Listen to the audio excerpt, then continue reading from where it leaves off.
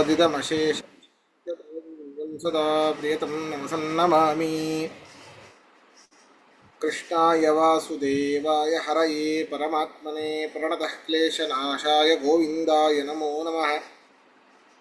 ಅಭ್ರಮಂ ಭಂಗರಹಿತಂ ಅಜಡಂ ವಿಮಲಂ ಸದಾ ಆನಂದತೀರ್ಥಮತುಲಂ ಭಜೆ ತಾಪತ್ರಯಾಪಹಂ. ಪೃಥ್ವೀಮಂಡಲಮಧ್ಯಸ್ಥಾಃ ಪೂರ್ಣಬೋಧಮತಾನುಗಾಃ ವೈಷ್ಣವಾಃ ವಿಷ್ಣುಹೃದಯಾಃ ತಾನ್ ನಮಸ್ಸೇ ಗುರೂನ್ ನಮ. ತಪಸ್ವಾಧ್ಯಾಯ ಶುಶ್ರೂಷಾ ಕೃಷ್ಣಪೂಜಾರತಂ ಮುನಿಂ ವಿಶ್ವೇಶಂ ಇಷ್ಟದಂ ವಂದೇ ಪರಿವ್ರಾಟ್ ಚಕ್ರವರ್ತಿನಂ.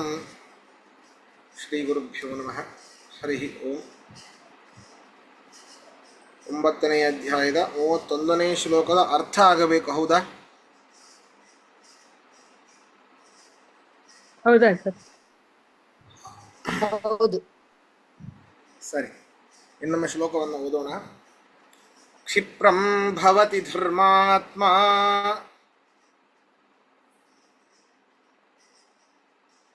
ಶಶ್ವತ್ ಶಾಂತಿಂ ಜಗಚ್ಚತಿ ಕೌಂತೇಯ ಪ್ರತಿಜಾನೀಹಿ ನ ಮೇ ಭಕ್ತಃ ಪ್ರಣಶ್ಯತಿ. ಅರ್ಜುನ, ಇದೊಂದು ತಿಳ್ಕೊ ನೀನು. ನಮ್ಮ ಭಗವಂತನ ನಾನೇ ಭಗವಂತ, ನನ್ನ ಭಕ್ತರು ಅಂತ ಯಾರಿರ್ತಾರೋ, ಭಗವತ್ ತತ್ವಜ್ಞಾನವನ್ನು ನಿಶ್ಚಯವಾಗಿ ಯಾರು ಸರಿಯಾಗಿ ತಿಳಿದುಕೊಂಡಿರ್ತಾರೋ ಪಾರಮಾರ್ಥಿಕವಾಗಿ, ಅವನು ಎಂತಹ ದುರಾಚಾರದಲ್ಲಿ ಅವನು ತೊಡಗಿದ್ದರೂ ಯಾವತ್ತೋ ಒಂದು ದಿನ ಅವನು ದುರಾಚಾರವನ್ನು ತ್ಯಜಿಸಿ ಮತ್ತೆ ಧರ್ಮಚಿತ್ತನಾಗ್ತಾನೆ. ಅಂದರೆ ಧರ್ಮದಲ್ಲಿ ಏನೇ ಮನಸ್ಸುಳ್ಳವನಾಗ್ತಾನಪ್ಪ. ಅಷ್ಟೇ ಅಲ್ಲ, ಶಶ್ವತ್ ಶಾಂತಿಂ ನಿಗಚ್ಚತಿ, ವಿಶೇಷವಾದ ಶಾಶ್ವತವಾದ ಮೋಕ್ಷರೂಪ ಫಲವನ್ನು ಪಡಿತಾನೆ.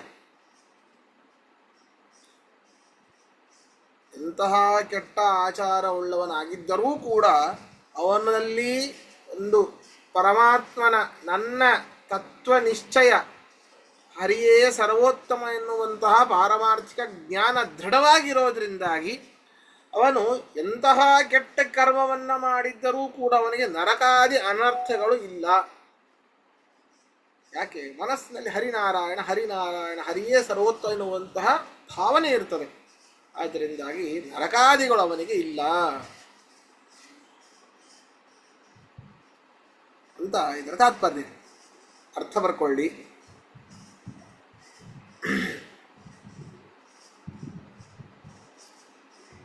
ಧರ್ಮಾತ್ಮ ಆ ಭಕ್ತನು, ಧರ್ಮಾತ್ಮ ಆ ಭಕ್ತನು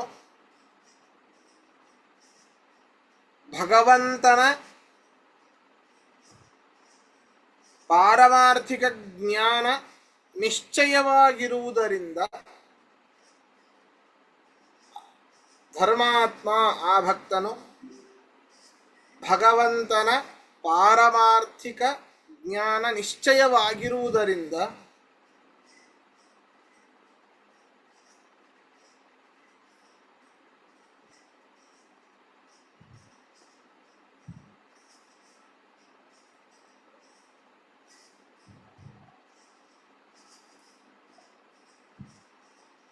ಕ್ಷಿಪ್ರಂ ಆದಷ್ಟು ಬೇಗನೆ ದುರಾಚಾರವನ್ನು ತ್ಯಜಿಸಿ, ಕ್ಷಿಪ್ರಂ ಭವತಿ ಅಂತ ಬರ್ಕೊಳ್ಳಿ.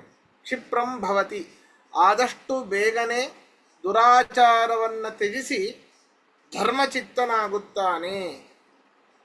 ಆದಷ್ಟು ಬೇಗನೆ ದುರಾಚಾರವನ್ನು ತ್ಯಜಿಸಿ ಧರ್ಮಚಿತ್ತನಾಗುತ್ತಾನೆ.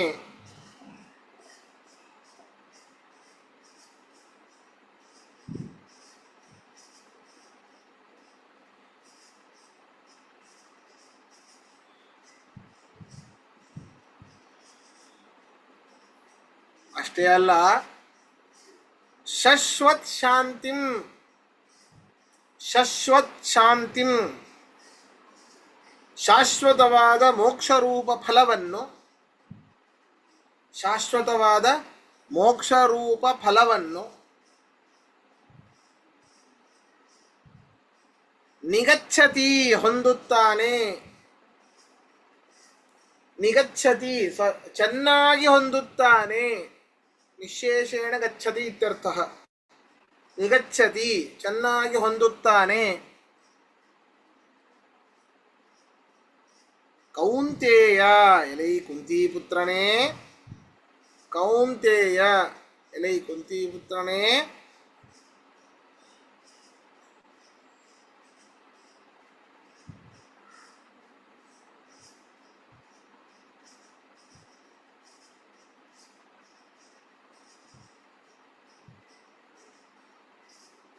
ಎಲೈ ಕುಂತಿಪುತ್ರನೇ,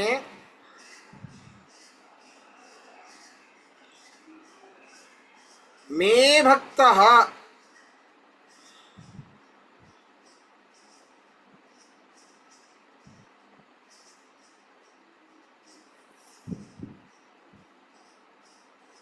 ಮೇ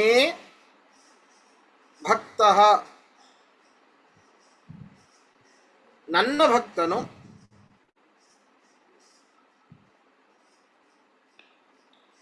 ಕೆಟ್ಟ ಆಚಾರವುಳ್ಳವನಾಗಿದ್ದರೂ, ನನ್ನ ಭಕ್ತನು ಕೆಟ್ಟ ಆಚಾರವುಳ್ಳವನಾಗಿದ್ದರೂ ನ ಪ್ರಣಶ್ಯತಿ, ನ ಪ್ರಣಶ್ಯತಿ ನರಕಾದ್ಯನರ್ಥಕ್ಕೆ ಪಾತ್ರನಾಗುವುದಿಲ್ಲ ಎಂದು, ನರಕಾದ್ಯನರ್ಥಕ್ಕೆ ಪಾತ್ರನಾಗುವುದಿಲ್ಲ ಎಂದು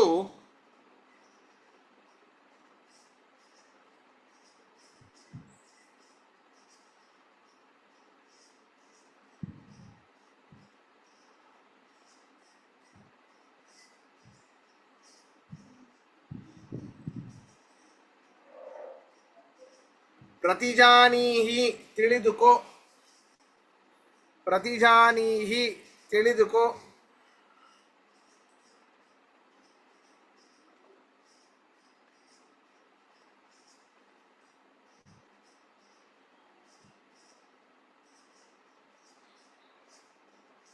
ಪ್ರಶ್ನೆ ಇದ್ರೆ ಕೇಳಿ.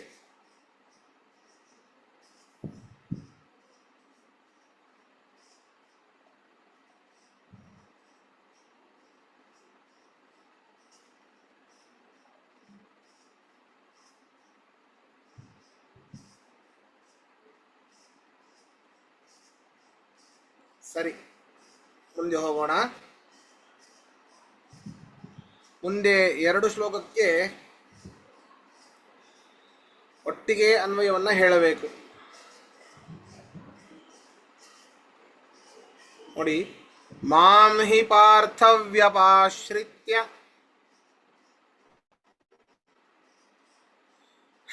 ಯೇಪಿ ಸ್ಯುಃ ಪಾಪಯೋನಯಃ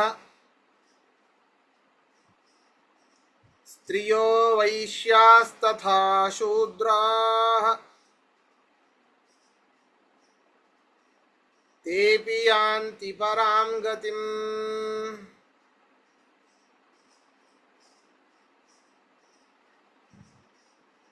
ಕಿಂ ಪುನರ್ಬ್ರಾಹ್ಮಣಾಃ ಪುಣ್ಯಾಃ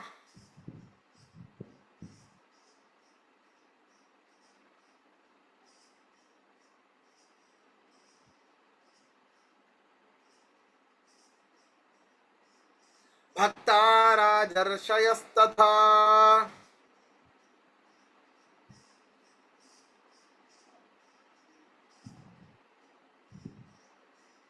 ಅನಿತ್ಯಮಸುಖಂ ಲೋಕಂ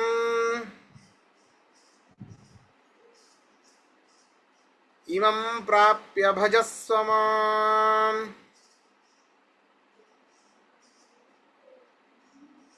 ನೋಡಿ, ಕೃಷ್ಣ ಹೇಳ್ತಾ ಇದ್ದಾನೆ, ಮಾಂಹಿ ಪಾರ್ಥವ್ಯಪಾಶ್ರಿತ್ಯ ಏಪಿ ಸು ಪಾಪಯೋನಯಃ. ಯಾರು ಪಾಪಕರ್ಮದಿಂದಾಗಿ ಹೀನ ಜನ್ಮ ಪಡೆದವರಾಗಿರ್ತಾರೋ,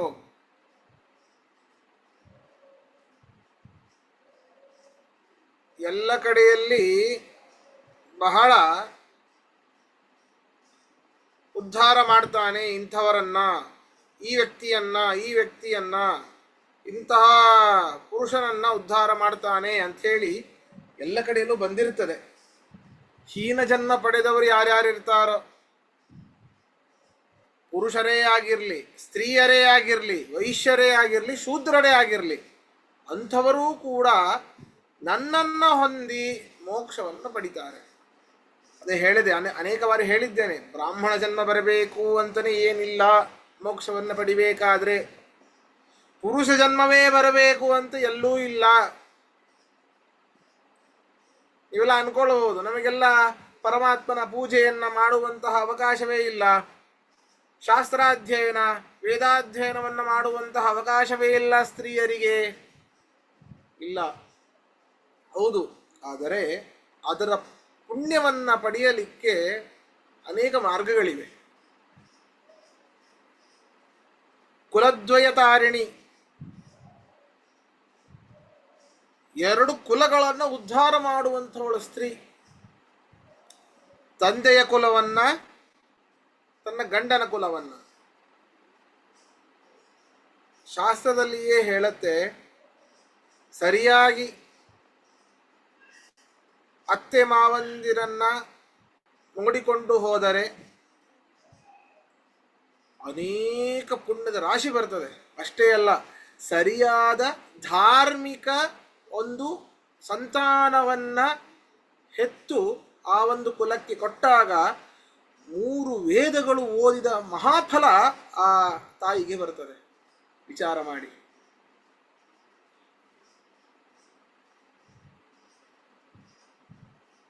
ಮೂರು ವೇದ ಯಾರಿಂದನೂ ಸಾಧ್ಯ ಇಲ್ಲ, ಒಬ್ಬ ಪುರುಷನಿಂದ ಸಾಧ್ಯವೇ ಇಲ್ಲ ಈಗಿನ ಕಾಲದಲ್ಲಿ. ಗಂಡ ಮಾಡಿದ ಅರ್ಧಕ್ಕರ್ಧ ಪುಣ್ಯ ಎಲ್ಲ ಹೆಂಡತಿಗೇನೆ, ಹೆಂಡತಿ ಮಾಡಿದ ಸಂಪೂರ್ಣ ಅಲ್ಲ ಅರ್ಧ ಪಾಪ, ಸಂಪೂರ್ಣ ಪಾಪ ಗಂಡನಿಗೆ. ವಿಚಾರ ಮಾಡಿ ನೋಡಿ, ಗಂಡ ಮಾಡಿದ ಪುಣ್ಯದಲ್ಲಿ ಅರ್ಧ ಪಾಲು ಹೆಂಡತಿಗಿದೆ, ಹೆಂಡತಿ ಮಾಡಿದ ಪುಣ್ಯ ಸ್ವಲ್ಪವೂ ಇಲ್ಲ ಗಂಡನಿಗೆ, ಆದರೆ ಹೆಂಡತಿ ಮಾಡಿದ ಪಾಪ ಸಂಪೂರ್ಣ ಗಂಡನಿಗೆ.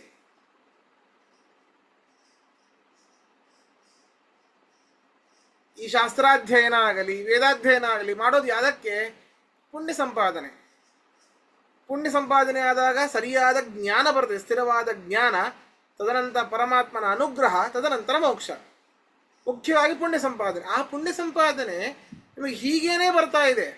ಆದ್ದರಿಂದ ನಮ್ಮ ಶಾಸ್ತ್ರ, ನಮ್ಮ ಧರ್ಮಶಾಸ್ತ್ರ ಸ್ತ್ರೀಯರನ್ನ ಕೀಳಾಗಿ ನೋಡಿಲ್ಲ. ಅವರಿಗೆ ಅಧಿಕಾರ ಇಲ್ಲ, ಈ ರೀತಿ ಅವರಿಗೆ ಶಾಸ್ತ್ರದಲ್ಲಿ ಇಲ್ಲ, ವೇದಾಧ್ಯಯನದಲ್ಲಿ ಅವರಿಗಿಲ್ಲ ಅಧಿಕಾರ ಅನ್ನೋ ತಪ್ಪು.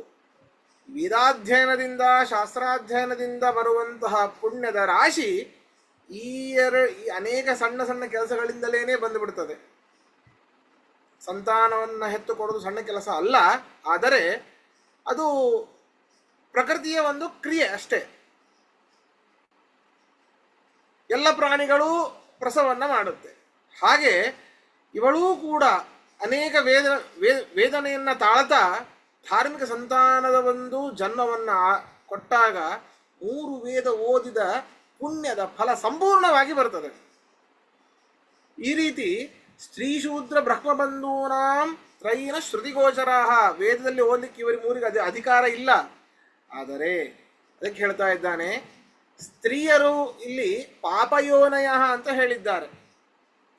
ಪಾಪಕರ್ಮದಿಂದ ಹೀನ ಜನ್ಮವನ್ನು ಪಡೆದವರಾಗಿ ಯಾರ್ಯಾರಿದ್ದಾರೋ, ಮತ್ತೆ ಸ್ತ್ರೀಯರು ಇದ್ದಾರೆ, ವೈಶ್ಯರು ಇದ್ದಾರೆ, ಶೂದ್ರರು ಇದ್ದಾರೆ.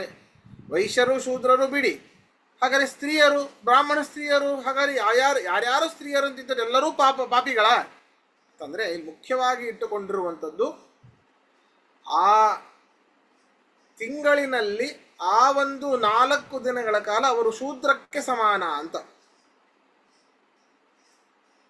ಸರಿನಾ?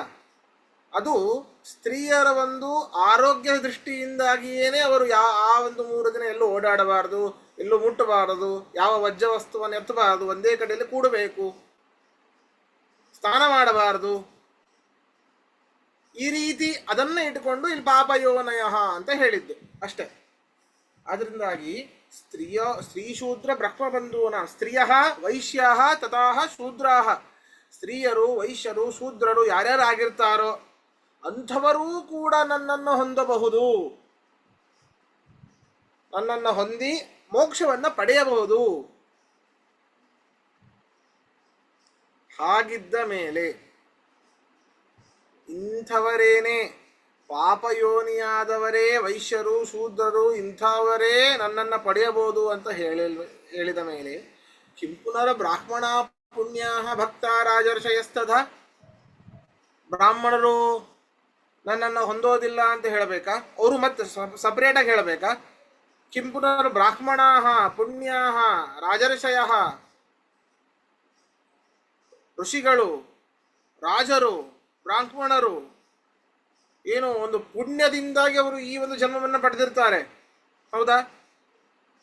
ಪುಣ್ಯ, ಅದಕ್ಕೆ ಹೇಳಿದ್ದು ಕೃಷ್ಣ ಪರಮಾತ್ಮ ಅಲ್ಲಿ, ಪುಣ್ಯ ಕಿಂ ಪುನಃ ಬ್ರಾಹ್ಮಣ, ಪುಣ್ಯದಿಂದಾಗಿ ಬ್ರಾಹ್ಮಣ ಜನ್ಮವನ್ನು ಪಡೆದಂಥವರು, ರಾಜಜನ್ಮವನ್ನು ಪಡೆದಂಥವರು, ಋಷಿಗಳೆನಿಸಿದವರು ಅವರೆಲ್ಲ ನನ್ನ ಭಕ್ತರೇನೆ. ಅದನ್ನು ಮತ್ತೆ ಪ್ರತ್ಯೇಕವಾಗಿ ಹೇಳುವಂತಹ ಅವಶ್ಯಕತೆ ಇಲ್ಲ, ಅವರು ಮೋಕ್ಷವನ್ನು ಪಡಿತಾರೆ ಅಂತ.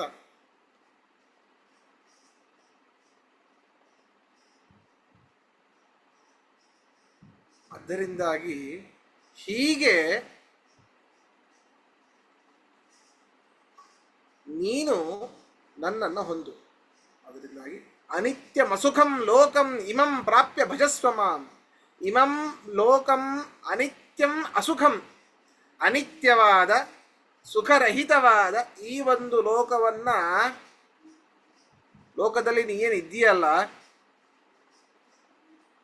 ಮಾಂ ಪ್ರಾಪ್ಯ ಭಜಸ್ವ, ನನ್ನನ್ನು ಸೇವಿಸುವನಾಗಪ್ಪ, ಕಣ್ಮುಂದೆ ಇದ್ದೇನೆ, ನನ್ನನ್ನು ಭಜಿಸು ಸಾಕು, ಉದ್ಧಾರ ಆಗಿ ಹೋಗ್ತೀಯ ಅಂತ ಕೃಷ್ಣ ಪರಮಾತ್ಮ ಇದರಲ್ಲಿ ಹೇಳ್ತಾ ಇದ್ದಾನೆ. ಬರ್ಕೊಳ್ಳಿ, ಅರ್ಥ ಬರ್ಕೊಳ್ಳಿ.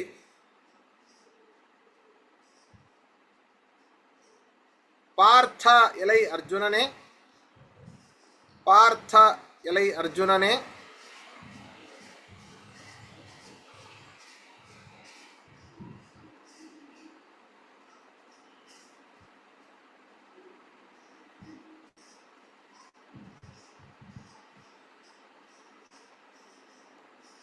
ಪಾಪಯೋನಯ,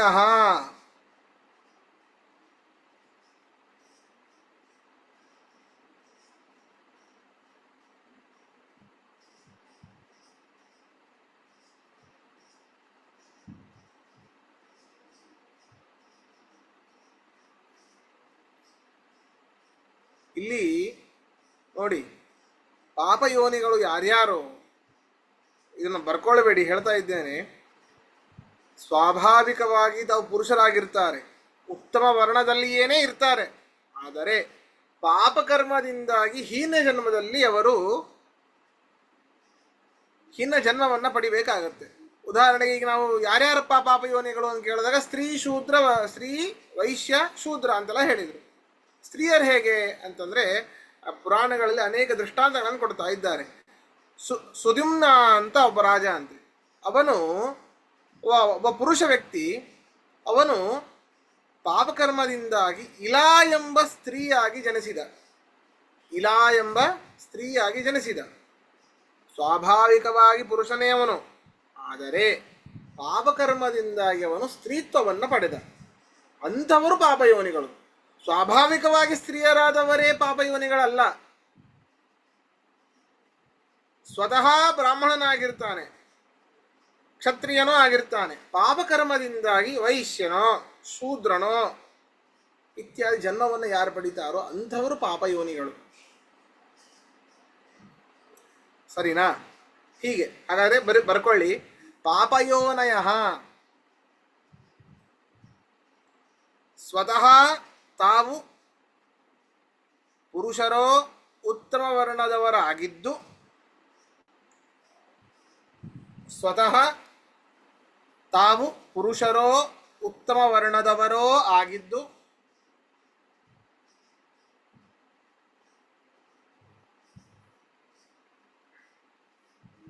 ಪಾಪಕರ್ಮದಿಂದ ಹೀನ ಜನ್ಮದವರು ಯಾರೋ, ಪಾಪಕರ್ಮದಿಂದ ಹೀನ ಜನ್ಮವುಳ್ಳವರು ಯಾರೋ,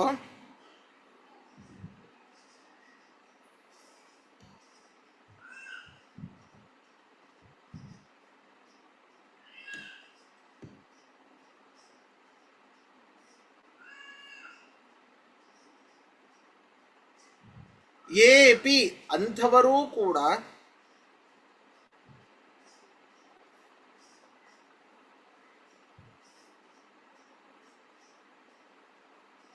ಮಾಂ ವ್ಯಪಾಶ್ರಿತ್ಯ ನನ್ನನ್ನು ಹೊಂದಿ ಮಾಂ ವ್ಯಪಾಶ್ರಿತ್ಯ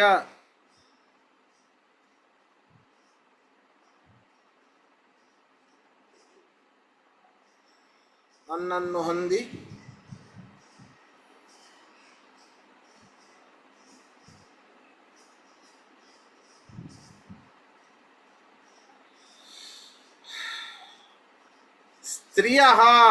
ಸ್ತ್ರೀಯರು ಪಾಪಕರ್ಮದಿಂದ ಸ್ತ್ರೀತ್ವವನ್ನ ಪಡೆದವರು ಅಂತ ಅರ್ಥ.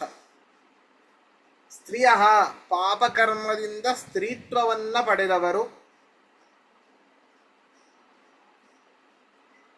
ವೈಶ್ಯಾಹ ತಥಾ ಶೂದ್ರಾಹ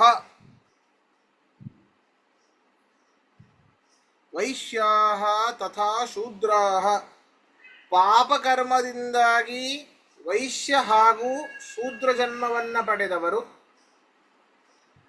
ಪಾಪಕರ್ಮದಿಂದಾಗಿ ವೈಶ್ಯ ಹಾಗೂ ಶೂದ್ರ ಜನ್ಮವನ್ನ ಪಡೆದವರು.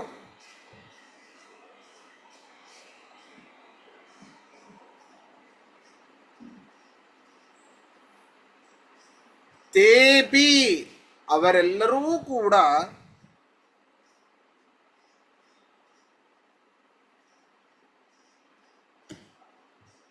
ತೇಪಿ ಅವರೆಲ್ಲರೂ ಕೂಡ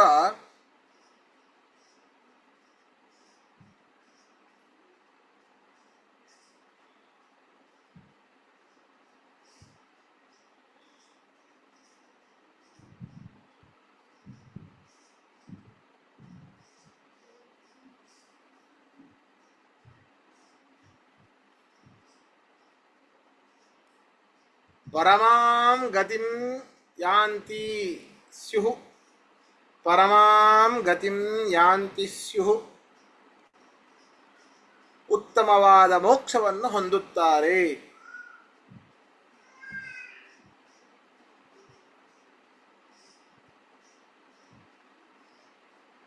ಉತ್ತಮವಾದ ಮೋಕ್ಷವನ್ನು ಹೊಂದುತ್ತಾರೆ.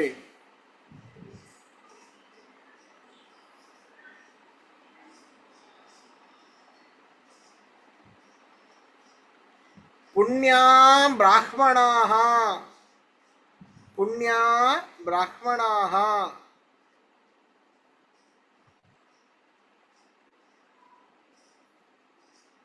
ಅರ್ಥ ಏನು ಗೊತ್ತಾ ಇಲ್ಲಿ? ಸ್ವಭಾವತಃ ಶೂದ್ರಾದಿ ಹೀನವರ್ಣದವರಾಗಿದ್ದು ಸ್ವಭಾವತಃ ಶೂದ್ರಾದಿ ಹೀನವರ್ಣದವರಾಗಿದ್ದು ಪುಣ್ಯವಶದಿಂದಾಗಿ ಬ್ರಾಹ್ಮಣರಾಗಿ ಯಾರು ಹುಟ್ಟಿರುವರೋ ಪುಣ್ಯದ ವಶದಿಂದಾಗಿ ಬ್ರಾಹ್ಮಣರಾಗಿ ಯಾರು ಹುಟ್ಟಿರುವರೋ ನೋಡಿ, ಯಾರ್ಯಾರು ಬ್ರಾಹ್ಮಣರಲ್ಲಿ ಏನೇ ಬಂದಿರ್ತಾರೋ ಅವರಿಗೂ ಮೋಕ್ಷ ಅಂತ ಹೇಳಿಕ್ ಆಗೋದಿಲ್ರಿ. ಭಕ್ತಿ ಮುಖ್ಯ. ಲೈಸೆನ್ಸ್ ಅದೇ ಭಕ್ತಿ. ಆಧಾರ್ ಕಾರ್ಡ್ ಇದ್ದ ಹಾಗೆ. ಭಾರತೀಯರು ಅಂತ ಹೇಳಿಕ್ಕೆ ಆಧಾರ್ ಕಾರ್ಡ್ ಹೇಗೋ ಹಾಗೆ ಮೇಲೆ ಏನು ಕಾಣುತ್ತೆ ಅದರಿಂದಾಗಿ ಅವರು ಭಕ್ತರು ಅಂತ ತಿಳಿಯೋದು ತಪ್ಪು. ಅಂಗಾರಕ್ಷತೆ ಮೈತುಂಬ ಗೋಪಿ ಚಂದನ, ಗಂಧಾಕ್ಷತೆ ಮೈತುಂಬ, 4 ತುಳಸಿ ಮಣಿ ಹಾಕ್ಕೊಂಡು ಒಳ್ಳೆ ಜರಿಯಾದ ಕಚ್ಚೆ ಪಂಚೆ ಉಟ್ಕೊಂಡು ಬಂದ್ಬಿಟ್ರೆ ಆಚಾರ್ಯ ಅಂತ ನಮಸ್ಕಾರ ಮಾಡಿಬಿಡೋದು. ಹಾಗಲ್ಲ. ಬಹಳ ಮುಖ್ಯವಾಗಿ ನನ್ನ ಭಕ್ತರ ಲಕ್ಷಣ ಹೇಗಿರುತ್ತೆ ಅಂತ ಕೃಷ್ಣ ಪರಮಾತ್ಮ ಮುಂದೆ ಹೇಳ್ತಾನೆ. ಅದ್ಭುತವಾಗಿ ಹೇಳ್ತಾನೆ ಮುಂದೆ. ಸರಿ, ಪುಣ್ಯ ಬ್ರಾಹ್ಮಣಾಃ ಸ್ವಭಾವತಃ ಶೂದ್ರಾದಿ ಹೀನವರ್ಣದವರಾಗಿದ್ದು ಪುಣ್ಯದ ವಶದಿಂದ ಬ್ರಾಹ್ಮಣರಾಗಿ ಹುಟ್ಟಿರುವರೋ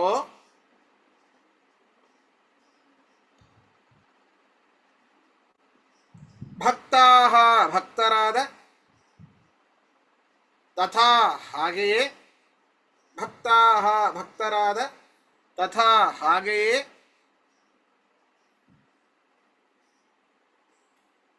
ರಾಜರ್ಷಯಃ ಪುಣ್ಯದ ವಶದಿಂದಾಗಿ ರಾಜರಾಗಿ ಋಷಿಗಳಾಗಿರುವರೋ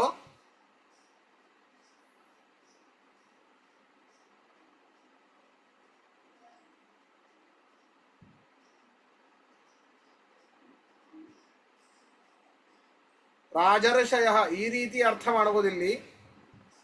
ರಾಜರು ಋಷಿಗಳು ಅಂತ ಅರ್ಥ ಮಾಡಬಹುದು, ರಾಜರ್ಷಿಗಳು ಅಂತ ಅರ್ಥ ಮಾಡಬಹುದು. ಜನಕರಾಜ ಮೊದಲಾದವರೆಲ್ಲ ರಾಜರ್ಷಿಗಳು. ರಾಜನಿದ್ದ, ಮತ್ತೆ ಋಷಿಯಾದ ವಿಶ್ವಾಮಿತ್ರ, ಕೌಶಿಕ ಅಂತ ಹೇಳಿ ರಾಜರಿದ್ದ ವಿಶ್ವಾಮಿತ್ರರು, ತದನಂತರ ಋಷಿಯಾದ. ದೇವರ್ಷಿಗಳು ಬೇರೆ, ವಸಿಷ್ಠ ಮೊದಲಾದವರು, ನಾರದ ಮೊದಲಾದವರು ಅವರೆಲ್ಲರೂ ದೇವರ್ಷಿಗಳು. ಹೀಗೆ ರಾಜರಾದವರು, ಋಷಿಗಳಾದವರು, ಮತ್ತೆ ರಾಜಋಷಿಗಳಾದವರು, ಅಥವಾ ಬರೀ ರಾಜರಾದವರು ಋಷಿಗಳಾದರು, ಈ ರೀತಿ ಎರಡೂ ವಿಭಾಗವನ್ನು ಮಾಡಬಹುದು ಇಲ್ಲಿ. ತಥಾ ಹಾಗೆಯೇ ರಾಜರ್ಷಯ ಪುಣ್ಯದ ವಶದಿಂದಾಗಿ ರಾಜರಾದವರು, ಋಷಿಗಳಾದವರೂ ಕೂಡ ಅಂಥವರು ಕಿಂ ಪುನಃ ಅವರು ಮೋಕ್ಷವನ್ನ ಹೊಂದಬೇಕು ಅಂತ ಪ್ರತ್ಯೇಕವಾಗಿ ಹೇಳಬೇಕೇನು? ಕಿಂ ಪುನಃ ಮೋಕ್ಷಕ್ಕೆ ಹೋಗುತ್ತಾರೆ ಎಂದು ಪ್ರತ್ಯೇಕವಾಗಿ ಹೇಳಬೇಕೇನು?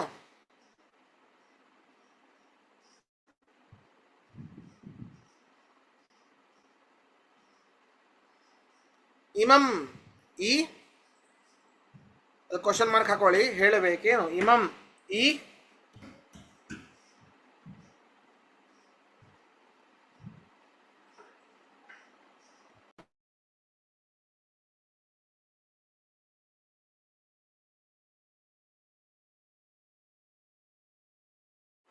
ಇಮಂ, ಈ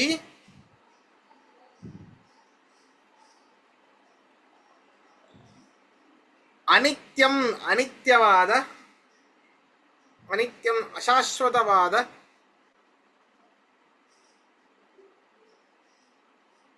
ಇಮಂ ಈ ಅಂದ್ರೆ ಏನು ಗೊತ್ತಾ?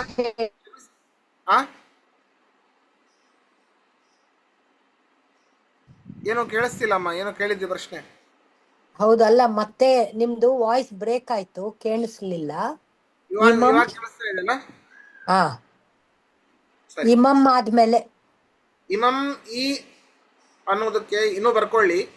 ಇಮಂ ಈ ಭಕ್ತಿಯು ಮೋಕ್ಷಕ್ಕೆ ಕಾರಣವಾಗಿರುವುದರಿಂದ, ಇಮಂ ಈ ಭಕ್ತಿಯು ಮೋಕ್ಷಕ್ಕೆ ಕಾರಣವಾಗಿರುವುದರಿಂದ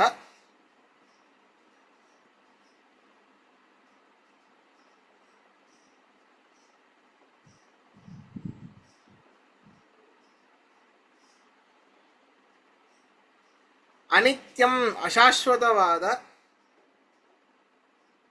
ಸುಖರಹಿತಂ ಕ್ಷಮಿಸಿ ಅಸುಖಂ ಸುಖರಹಿತವಾದ, ಅನಿತ್ಯಂ ಅಶಾಶ್ವತವಾದ, ಅಸುಖಂ ಸುಖರಹಿತವಾದ, ಲೋಕಂ ಈ ದೇಹವನ್ನು ಹಾಗೂ ಭೂಲೋಕವನ್ನು, ಈ ದೇಹವನ್ನು ಹಾಗೂ ಭೂಲೋಕವನ್ನು ಪ್ರಾಪ್ಯ ಹೊಂದಿ, ಪ್ರಾಪ್ಯ ಹೊಂದಿ, ಮಾಂ ನನ್ನನ್ನು, ಮಾಂ ನನ್ನನ್ನು, ಭಜಸ್ವ ಭಜಸ್ವ ಸೇವಿಸು, ಭಜಸ್ವ ಸೇವಿಸು. ಇನ್ನೂ ಟೈಮ್ ಇದೆನಾ ಶ್ರೀಕಾಂತ್ ಅವರೇ? ಇನ್ನು ಒಂದು ಶ್ಲೋಕ ಇದೆ, ಇನ್ನು 6 ನಿಮಿಷ ಇದೆ. ಮಾಡ್ಬೋದಾ? ಎಲ್ಲರಿಗೂ ಆಗುತ್ತಾ? ಶ್ರೀಕಾಂತ್ ಅವ್ರಿಲ್ಲ, ನಾನೇ ಮಾಡ್ತಾ ಇದ್ದೀನಿ. ಆ ಶ್ರೀಕಾಂತ್ ಅವ್ರಿಲ್ಲ, ಇವತ್ತು ನಾನ್ ಮಾಡ್ತಾ ಇದ್ದೀನಿ. ಹೌದಾ? ಶ್ರೀಕಾಂತ್ ಅವ್ರು ಇಲ್ವಾ? ನೀವಿದ್ದೆ, ಸರಿ ಸರಿ ಸರಿ ಸರಿ, ಓಕೆ ಸರಿ. ಇದೊಂದು ಶ್ಲೋಕ ಇದೆ, ಮಾಡಿಬಿಡೋಣ. ಇನ್ನೂ 6 ನಿಮಿಷ ಇದೆ. ಅರ್ಥವನ್ನ ಹೇಳ್ತೇನೆ ನಾಳೆ. ಮನ್ಮನಾಭವ ಮದ್ಭಕ್ತಃ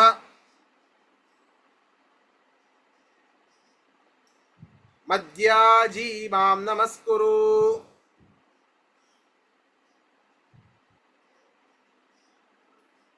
ಮಾಮೇ ವೈಶ್ಯಸಿ ಯುಕ್ತ್ವೈವ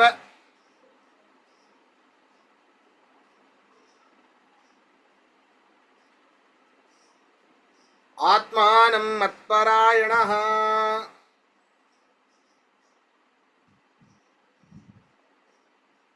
ಮನ್ಮನ ಭವ ಮದ್ಭಕ್ತ ಮಧ್ಯಾಜಿ ಮಾಂ ನಮಸ್ಕುರು. ನನ್ನನ್ನ ಹೊಂದುವನಾಗು, ನನ್ನ ಭಕ್ತನಾಗು, ನನ್ನಲ್ಲಿ ಮನಸ್ಸು ಮಾಡು, ನನಗೇ ನಮಸ್ಕರಿಸು, ನನ್ನನ್ನ ಕುರಿತೇನೇ ಹೋಮವನ್ನ ಮಾಡು, ಹವಿಸ್ಸನ್ನ ನನ್ನನ್ನು ಉದ್ದೇಶಿಸಿಯೇ ಕೊಡು ನೀನು. ಕೊನೆಗೆ ಏನಾಗ್ತೀಯ? ಆತ್ಮಾನಂ ಮತ್ಪರಾಯಣ, ನಿನ್ನ ಮನಸ್ಸನ್ನ ನನ್ನಲ್ಲಿಯೇ ತೊಡಗಿಸು. ಕೊನೆಗೆ ಮಾಮೇ ವೈಶ್ಯಸಿ, ನನ್ನನ್ನೇ ಹೊಂದುತ್ತೀಯ, ನನ್ನನ್ನೇ ಸೇರುತ್ತೀಯ. ಅರ್ಥಾತ್ ನಿತ್ಯ ಸುಖವಾದ ಎಲ್ಲ ಪಾಪಗಳಿಂದ ದೂರನಾಗಿ ನೀನು ಮೋಕ್ಷವನ್ನೇ ಹೊಂದುತ್ತೀಯ ಅಂತ ಈ ಒಂದು ಶ್ಲೋಕದ ತಾತ್ಪರ್ಯ. ಓಂ ತತ್ಸದಿತಿ ಶ್ರೀಮದ್ಭಗವದ್ಗೀತಾಸೂಪನಿಷತ್ಸು ಬ್ರಹ್ಮವಿದ್ಯಾಯಾಂ ಯೋಗಶಾಸ್ತ್ರೇ ಶ್ರೀಕೃಷ್ಣಾರ್ಜುನ ಸಂವಾದೆ ರಾಜಗುಹ್ಯಯೋಗೋ ನಾಮ ನವಮೋಧ್ಯಾಯಃ. ಸಂಪೂರ್ಣಂ. ಶ್ರೀಕೃಷ್ಣಾರ್ಪಣಮಸ್ತು. ಇವತ್ತಿನ ಪಾಠ ಇಲ್ಲಿ ಮುಗಿಸೋಣ. ಇದರ ಅರ್ಥವನ್ನು ನಾಳಿನ ಪಾಠದಲ್ಲಿ ನೋಡೋಣ. ಶ್ರೀಕೃಷ್ಣ. ನಮಸ್ಕಾರ ಆಚಾರ್ಯ. ನಮಸ್ಕಾರ.